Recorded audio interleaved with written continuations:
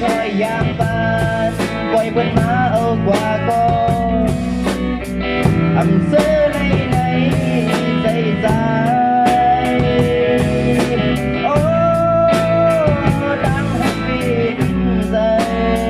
một anh câu hát khi này càng ngầm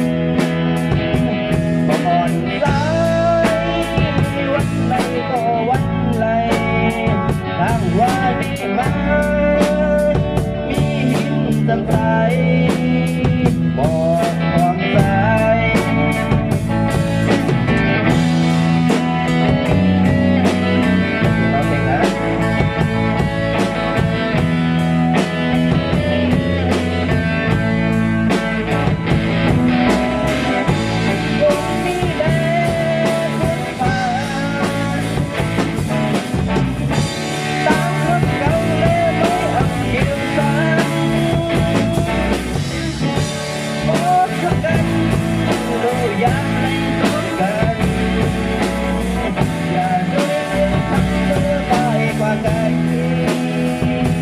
Come on,